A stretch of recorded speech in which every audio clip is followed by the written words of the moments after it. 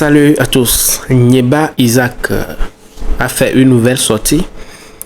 Tout le monde sait que c'est, je sais pas si on peut dire le bras droit de Tidjane Thiam, mais il ne fait pas de vidéo sans parler de Tidjane Thiam.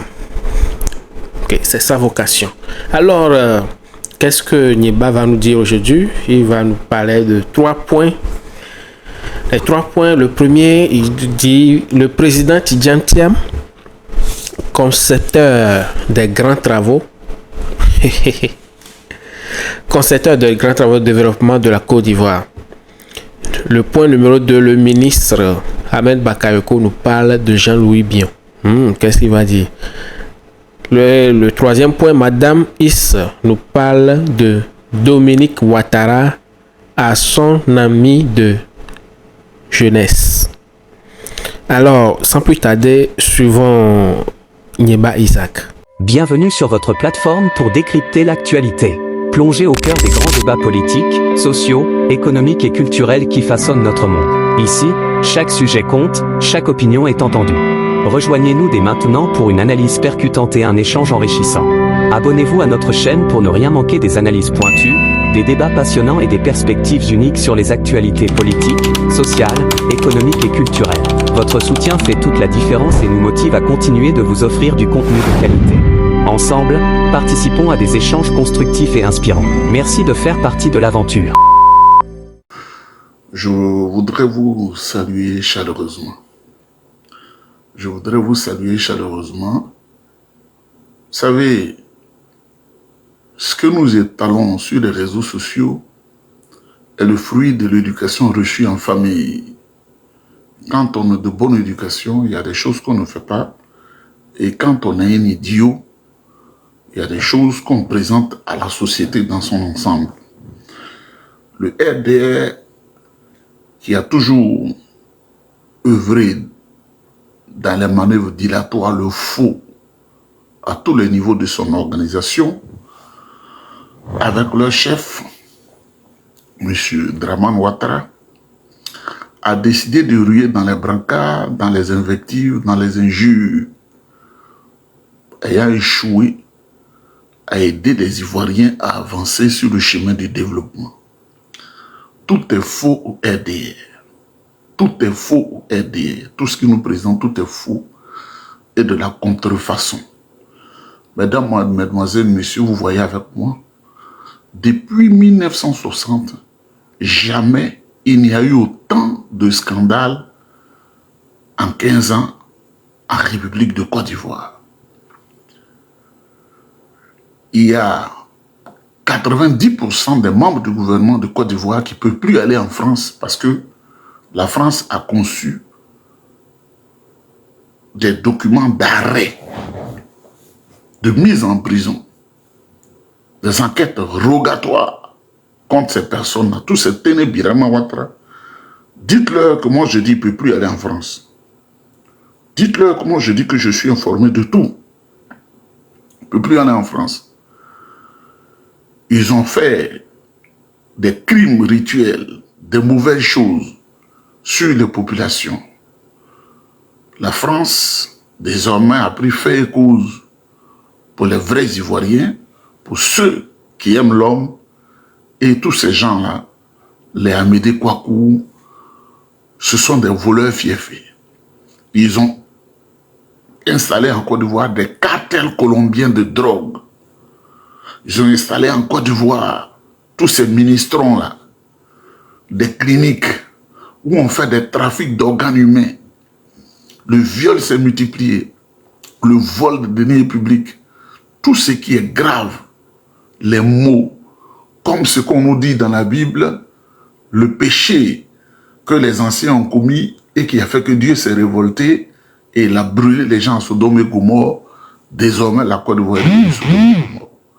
Vous êtes nombreux à me dire, tu es fâché parce que toi, tu es un homme de paix. Même quand je parle, vous savez que je suis un homme de paix. Parce que quand tu connais beaucoup, tu deviens un homme de paix. Mais comme ils ont décidé d'aller dans la boue en invectivant le président Tidjane Thiam, le président de mon parti que je salue avec foi et détermination, et ses collaborateurs, j'ai compris que on peut dire tout ce qu'on veut de la bouche, mais il faut des preuves. Vous voyez, M. Alassane Ouattara n'a rien ajouté à la République de Côte d'Ivoire.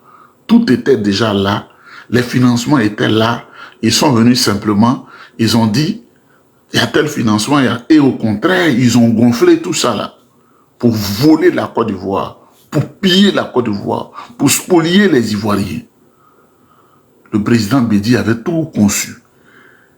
Et le président Tidjane Thiam, qui était le concepteur en arrière du président Bédié, nous allons voir les preuves. Maintenant, on ne ment pas. Chacun peut dire ce qu'il veut. On ne ment pas. Parce que eux, comme ils sont des enfants de cour commune et des bâtards, donc je dis je n'insulte plus, ils pensent que tout le monde est comme eux. Je suis le maître des archives, le maître des oreilles dans tous les pays. C'est pourquoi, depuis longtemps, quand on me formait, à 19 ans, 20 ans, sur le président Houphouët-Boigny, dans certains services que vous ne pouvez même pas imaginer, quelqu'un qui est collégien, quelqu'un qui est lycéen, et à l'université, on m'a dit voilà comment l'État fonctionne, voilà comment le monde fonctionne. On m'a beaucoup enseigné. Et j'ai beaucoup appris. À 23 ans, il y a des choses que je savais, que je ne vais pas dire. Mais un enfant de 23 ans, on ne devait pas le mettre dans ces secrets-là. Donc, quand il paye des gens à 1 million de francs CFA, je voudrais dire merci à Johnny Pacheco qui l'a révélé pour être derrière les trames noires aux États-Unis pour insulter le président Tidjane Thiam. Moi-même, quand je rabaisse, c'est là même que je ressens la joie. Parce que je ne me reproche rien, je n'ai jamais volé quelqu'un. Même 1000 francs à la République de Côte d'Ivoire de manière malhonnête. Mesdames, Mesdemoiselles et Messieurs, vous avez vu le 3e pont. Ça, c'est l'œuvre du président Henri Konan Bédié et du président Tidjane Thiam. C'était lui le ministre du plan. Quand on dit ministre du plan, c'est toi qui conçois.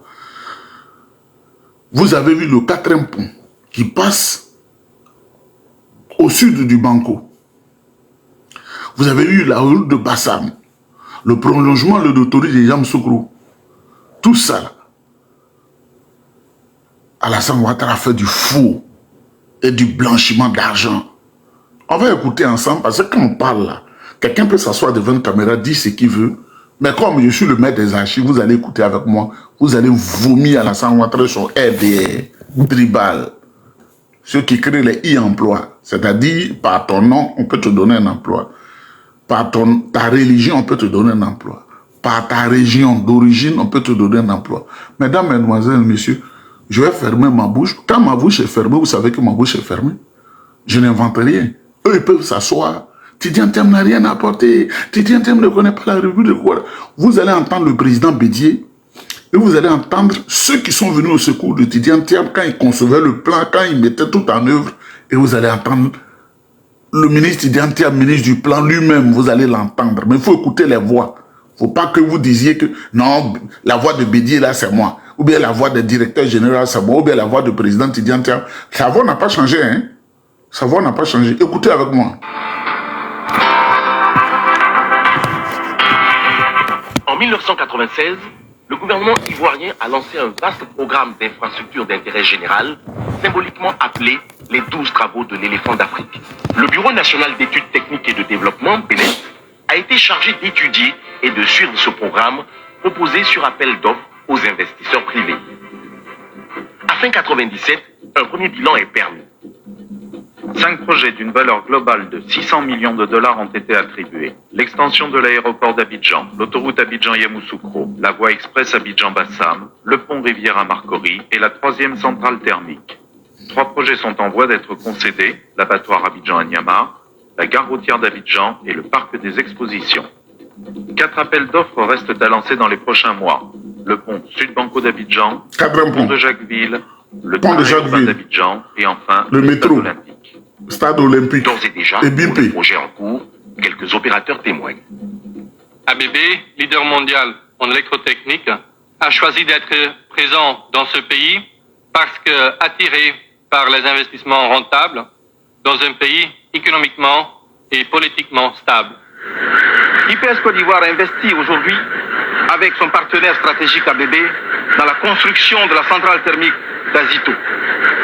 Un important projet d'électrification que le gouvernement ivoirien a confié au secteur privé, ce qui est une pratique moderne que l'on rencontre de plus en plus dans les pays dits en émergence, comme c'est le cas de la Côte d'Ivoire. Après les investissements considérables... À ce niveau, vous avez entendu à grand renfort de publicité, émergence, émergence, émergence. C'est sur cette période où le président Tidjane Thiam concevait les travaux là que lui et le président Henri Konan Bédié se sont entendus, ils ont sorti le mot émergence. Émergence qui est devenue émergence là. Son partenaire stratégique ABB dans la construction de la centrale thermique d'Azito. Un important projet d'électrification que le gouvernement ivoirien a confié au secteur privé, ce qui est une pratique moderne que l'on rencontre de plus en plus dans les pays dits en émergence, comme c'est le cas de la Côte d'Ivoire. Après les investissements considérables dans les services publics de l'eau et de l'électricité, le groupe Bouygues et sa filiale CETAO investit maintenant 86 milliards de francs CFA dans un projet d'infrastructure routière. La concession de l'aéroport d'Abidjan à l'opérateur privé Aéria va lui permettre d'investir 15 milliards de francs CFA pour rénover totalement cette plateforme aéroportuaire en vue d'en faire l'aéroport international pour la Côte d'Ivoire, mais aussi pour toute sa sous-région. Le schéma envisagé pour l'ensemble de ces opérations peut être, selon les cas, soit la concession, soit des contrats de type BOT ou BOO, dans lesquels un opérateur privé finance, construit, puis exploite une infrastructure. Ce type de contrat constitue un cadre efficace de partenariat entre l'État ou les collectivités locales et le secteur privé. Des appels d'offres internationaux seront lancés pour la réalisation de l'ensemble de ces opérations qui devraient permettre à l'État de concilier les objectifs de rentabilité des investisseurs privés avec la fonction d'intérêt général des infrastructures. La participation des investisseurs privés et des entreprises de Côte d'Ivoire ou d'ailleurs est vivement souhaitée à tous les stades de ces opérations.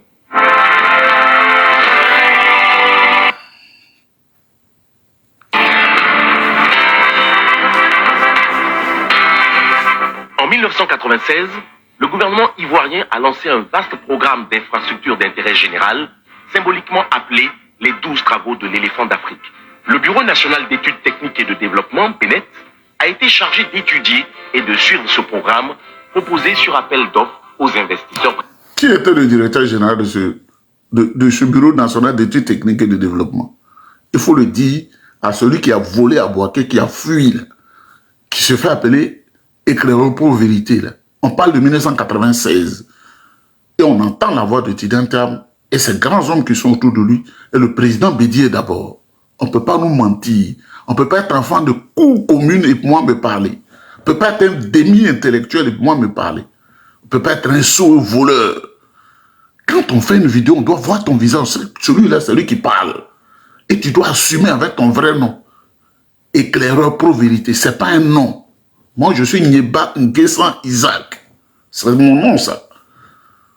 Mais comme il y a toujours des idiots dans la société pour suivre ces gens, c'est des imbéciles à qui ils reçoivent 1 million pour dire ce qu'ils veulent. Moi, je peux dire ce que je veux, mais est-ce que c'est vrai? On va écouter. Parce que moi, je vois la vidéo, la VAR devant moi, mais vous ne voyez pas. À fin 97, un premier bilan est permis. 5 projets d'une valeur globale de 600 millions de dollars ont été attribués. L'extension de l'aéroport d'Abidjan, l'autoroute Abidjan-Yamoussoukro, la voie express Abidjan-Bassam, le pont Rivière-à-Marcory et la 3e centrale thermique. 3 projets sont en voie d'être concédés, l'abattoir Abidjan-Anyama, la gare routière d'Abidjan et le parc des expositions. 4 appels d'offres restent à lancer dans les prochains mois. Le pont Sud-Banco d'Abidjan, le pont de Jacquesville, le stade que vous avez joué la coupe là. Pour les projets en cours, quelques opérateurs témoignent. ABB, leader mondial en électrotechnique, dans ce pays parce que attiré par les investissements rentables dans un pays économiquement et politiquement stable. IPS Côte d'Ivoire investit aujourd'hui avec son partenaire stratégique ABB dans la construction de la centrale thermique d'Azito. Un important projet d'électrification que le gouvernement ivoirien a confié au secteur privé, ce qui est une pratique moderne que l'on rencontre de plus en plus dans les pays dits en émergence, comme c'est le cas de la Côte d'Ivoire. Après les investissements considérables dans les services publics de l'eau et de l'électricité, Le groupe Bouygues et sa filiale CETAO investit maintenant 86 milliards de francs CFA dans un projet d'infrastructure routière.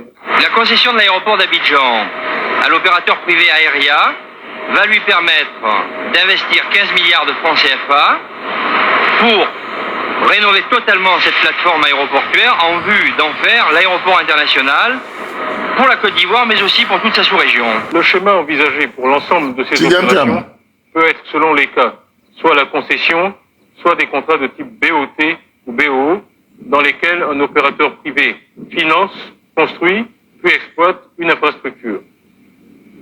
Ce type de contrat constitue un cadre efficace de partenariat entre l'État ou les collectivités locales et le secteur privé. Des appels d'offres internationaux seront lancés pour la réalisation de l'ensemble de ces opérations qui devraient permettre à l'État de concilier les objectifs de rentabilité des investisseurs privés avec la fonction d'intérêt général des infrastructures. La participation des investisseurs privés et des entreprises de Côte d'Ivoire ou d'ailleurs est vivement souhaitée à tous les stades de ces opérations. L'ensemble de ces opérations va lui permettre d'investir 15 milliards de francs CFA pour rénover totalement cette Après le monsieur là, vous allez entendre la voix de Tidjane Thiam. L'aéroport international. On dit qu'il n'était pas là, il n'a rien fait. Mais aussi pour toute sa sous-région. Le schéma envisagé pour l'ensemble de ces opérations. Un bâtard qui se cache derrière un trame noir qui s'appelle éclaireur pro vérité. Les gens qui n'ont pas réussi ici, là. Mais il y a des secrets de la réussite.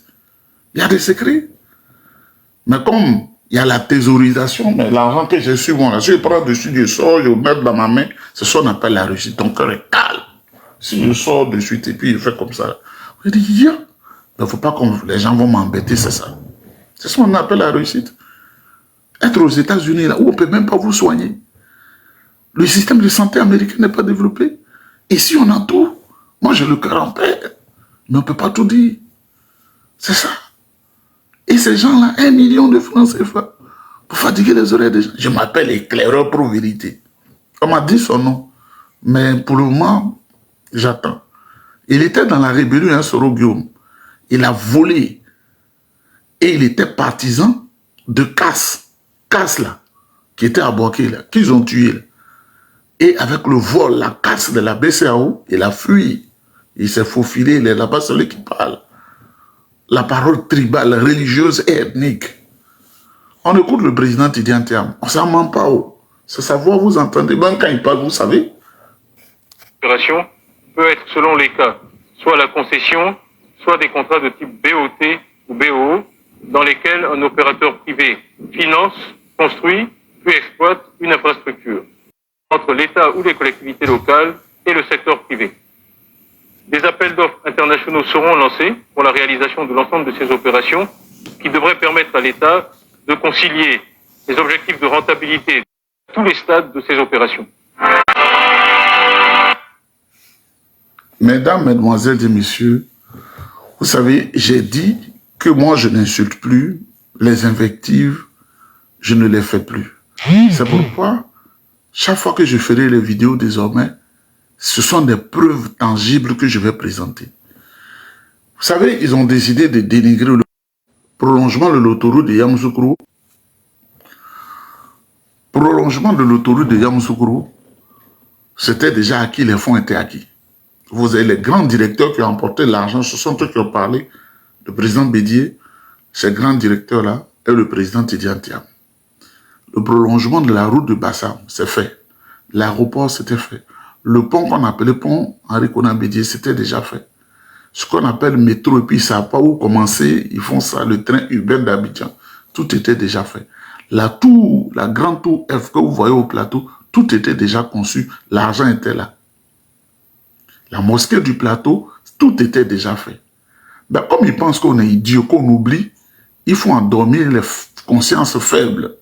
Alors, ils envoient 1 million, parce que c'est au milieu d'eux que j'ai l'information, à Éclaireur pour Vérité, qui dit sur une vidéo, nous souffrons trop ici. Moi, je ne souffre pas. Je ne souffre pas. Je ne souffre même pas. Alors, comment tu fais que tu souffres? Il faut avoir des secrets de la vie. Comment tu fais, tu ne manges même pas bien, tu dis. On souffre ici, on souffre. Donc, on doit t'envoyer 1 million pour te moquer des Ivoiriens. Éclaireur pour Vérité. éclaireur pour vérité. On peut être idiot comme ça, mais quand ça ne va pas, tu vas t'asseoir. Et à l'intérieur de notre parti, le PDCI-RDA, celui qu'ils ont trouvé pour troubler l'esprit des esprits faibles, c'est Jean-Louis Billon, ce bamenin là, qui est rouge, on dirait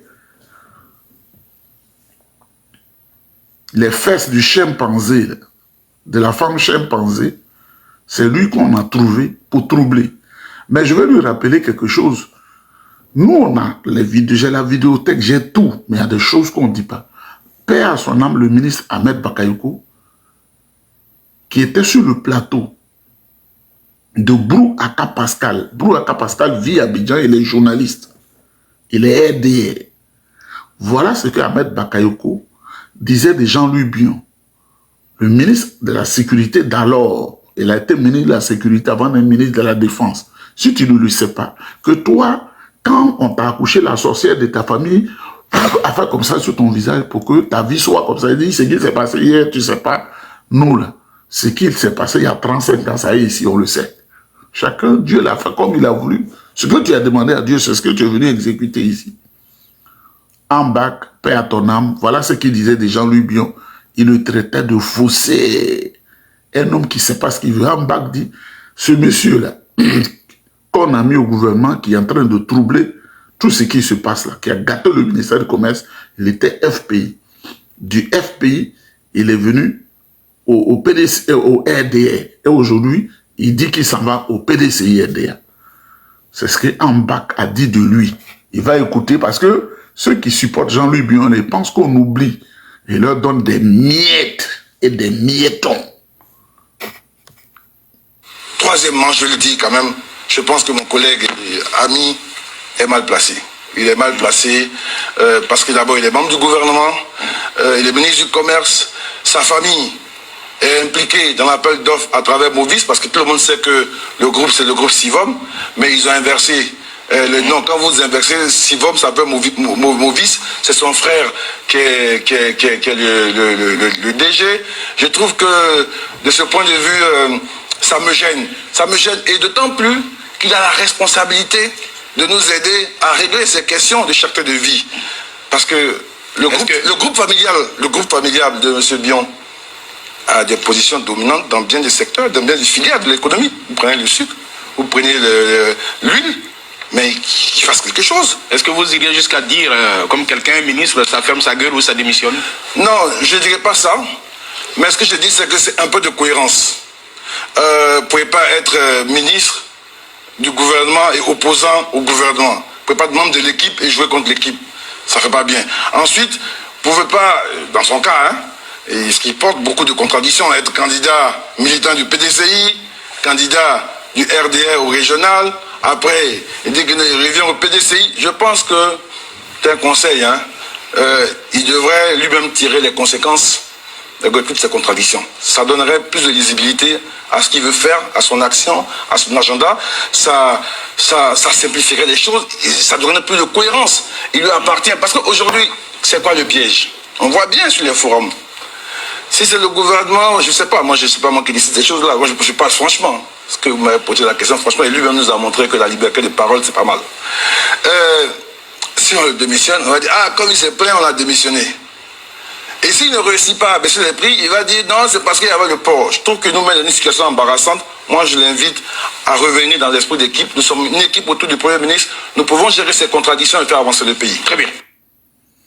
Mesdames, Mesdemoiselles et Messieurs, est-ce que ça, là, on a besoin d'ajouter une parole à ça, là? Ahmed Bagdi, c'est un homme incohérent qui de la société Sivom, et ils ont renversé les lettres, c'est devenu Movis pour faire du faux. C'est ce que Ahmed dit. Je regarde la vidéo comme ça projetée, puis vous entendez la voix. Vous attendez en audio, moi j'entends en audio et en vidéo. Ahmed, il était bien habillé ce jour-là.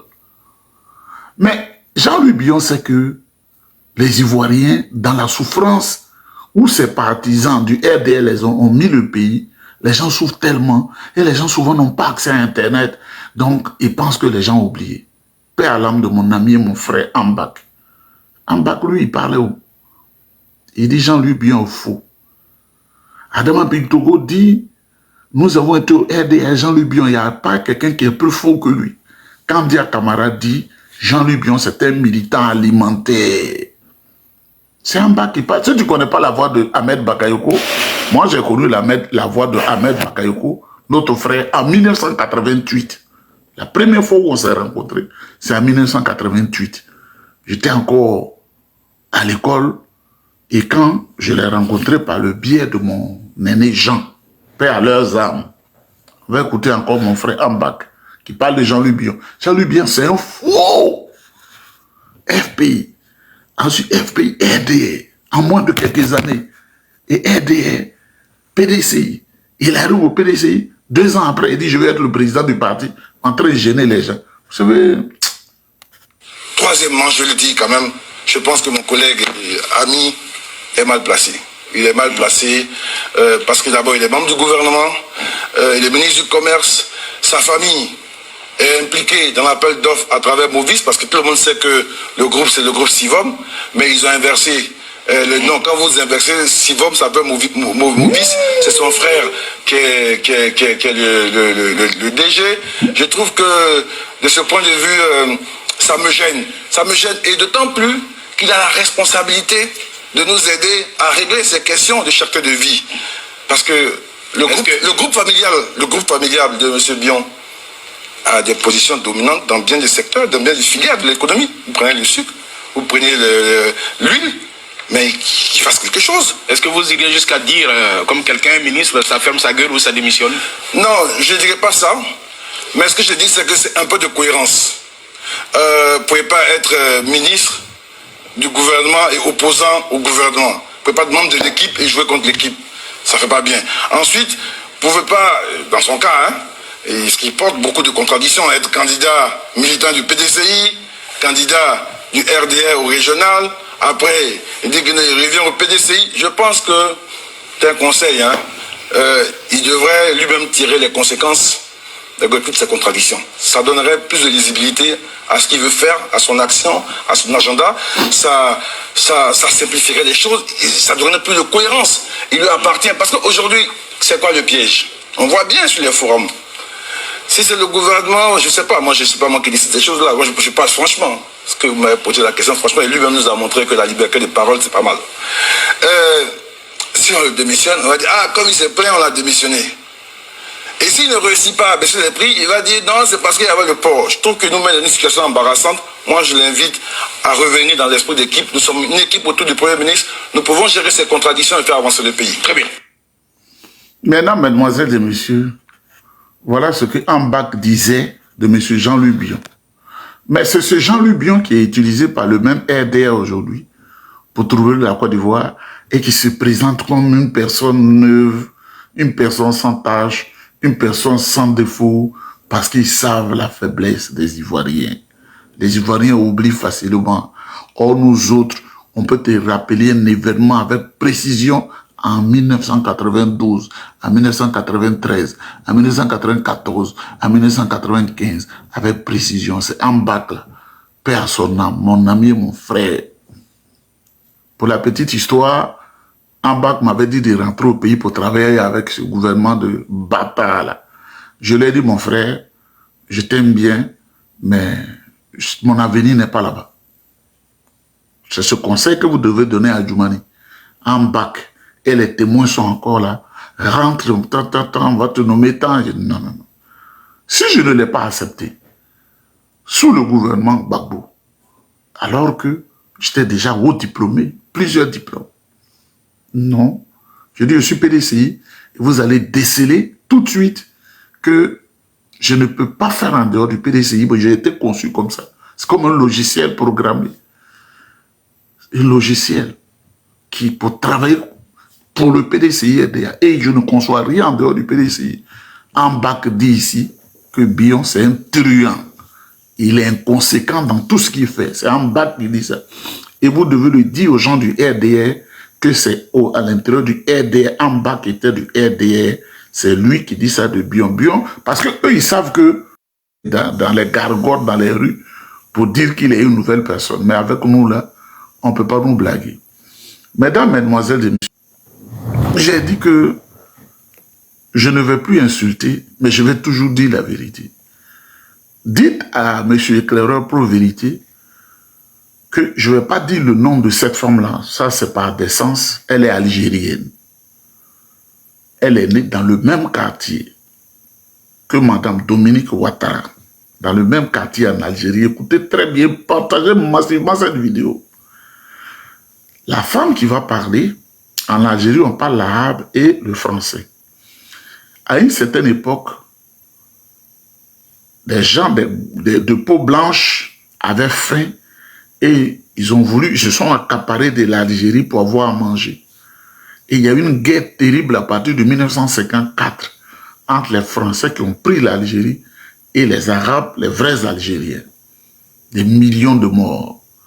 Et cela s'est soldé par la victoire de l'Algérie avec les accords d'Évian en 1962, donnant tout de suite, du coup l'indépendance de l'Algérie. Cette femme-là qui a le même âge et qui a été enfant de jeu de Dominique Ouattara nous vient, va nous parler de Dominique Ouattara. Comme on veut se taire et veut se dire, dit que je suis le patron des dossiers, cette femme-là va dévoiler Dominique Ouattara et qui est la coupée igname, c'est-à-dire elle ne veut plus entendre parler de Dominique Ouattara. Je vais aller dans mes archives, je vais retrouver et on va en parler. Ce sont les intérêts français en Afrique et comment peut-on les garder. Il faut s'intéresser, il y a des choses que je n'ai jamais dites auparavant par rapport à Ouattara. Ce n'est pas Ouattara qui gouverne en Côte d'Ivoire. Je vais vous faire quelques révélations aujourd'hui par rapport à des données, bien évidemment, que j'ai. C'est sa femme qui gouverne. C'est la femme de Ouattara qui gouverne. Lui, il est là justement, vous l'avez dit, vous avez employé un mot dans votre question, c'est il reçoit des ordres et puis il exécute. Qui est la femme de Ouattara? Beaucoup disent que c'est une Algérienne. La femme de Ouattara n'est pas algérienne. La femme de Ouattara, c'est une pied noire. Les pieds noirs, ce sont les colons que nous appelons, nous, en Algérie, des pieds noirs. Donc là, beaucoup d'Ivoiriens le disent, donc je rectifie quand même une fausse information de l'histoire. Les pieds noirs, c'est ceux à qui les Algériens ont fait la guerre pour les faire partir de l'Algérie. Et la famille de sa femme en fait partie. La famille de cette femme-là, de Dominique, c'est une famille de colons. Et elle-même, cette famille a adhéré au sionisme, tout comme François Diez, tout comme Robert Bénard, Jacques Attali. Il y a aussi le patron de Israël TV, Drahi. Toutes ces familles-là qui font partie d'ailleurs du projet l'Algérie française. Et le projet Algérie française ne concerne pas que l'Algérie. Ces pieds noirs étaient persuadés que si la France perdait l'Algérie, elle perdrait toute l'Afrique. Donc, cette femme qui a connu Sarkozy dans les années 80, regardez bien, c'est Sarkozy qui a mis Ouattara au pouvoir. Mais la femme de Ouattara, quand ils se sont mariés en 91, elle était déjà en lien avec Sarkozy et tout ce groupe justement qui compterait la France-Afrique, parce que c'est pas pareil la France-Afrique et l'Algérie française, ce sont deux clans. Et actuellement, le clan qui avait gagné justement et qui a boycotté le clan de Foccart à l'époque, c'était ce clan-là de sionistes. J'insiste dessus. Si j'en parle aujourd'hui, c'est parce qu'on voit beaucoup plus clair par rapport au sionisme et par rapport aussi au judaïsme. Ce sont deux choses différentes, tout ça. Donc, nous avons avancé dans les informations. Et c'est ça qui me permet de vous parler de cette femme et qui est cette femme. Elle s'est constituée une fortune phénoménale. Elle est rentrée dans le réseau justement africain et puis elle s'est mariée qui a poussé son mari et qui a fait en sorte que son mari atteigne des postes importants, et puis jusqu'au choix justement d'être à cette place-là. Donc, à travers cette femme qui est française et qui est pied noir encore une fois, mais a le dernier mot en Côte d'Ivoire. Bien sûr, il lui est dicté, mais elle ne peut pas elle-même partir en France et aller à l'Élysée et recevoir des recommandations et des commandes. Il faut bien que son mari, qui lui représente la présidence, et c'est le premier homme, à ce que Macky Sall, ce sont les peut-on les garder? Vous l'avez dit, vous avez employé un mot dans votre question, c'est il reçoit des ordres et puis il exécute. Qui est la femme de Ouattara? Beaucoup disent que c'est une Algérie des pieds noirs. Donc là, beaucoup d'Ivoiriens le disent, donc je rectifie quand même une fausse information de l'histoire. Les pieds noirs, c'est ceux à qui les Algériens ont fait la guerre pour les faire partir de l'Algérie. Et la famille de sa femme en fait partie. La famille de cette femme-là, de Dominique, c'est une famille de colons. Et elle-même, cette famille a adhéré au sionisme, tout comme François Diez, tout comme Robert Bénard, Jacques Attali. Il y a aussi le patron de Israël TV, Drahi. Toutes ces familles-là qui font partie d'ailleurs du projet l'Algérie française. Et le projet Algérie française ne concerne pas que l'Algérie. Ces pieds noirs étaient persuadés que si la France perdait l'Algérie, elle perdrait toute l'Afrique. Donc, cette femme qui a connu Sarkozy dans les années 80, regardez bien, c'est Sarkozy qui a mis Ouattara au pouvoir. Mais la femme de Ouattara, quand ils se sont mariés en 91, elle était déjà en lien avec Sarkozy et tout ce groupe justement qui compterait la France-Afrique, parce que c'est pas pareil la France-Afrique et l'Algérie française, ce sont deux clans.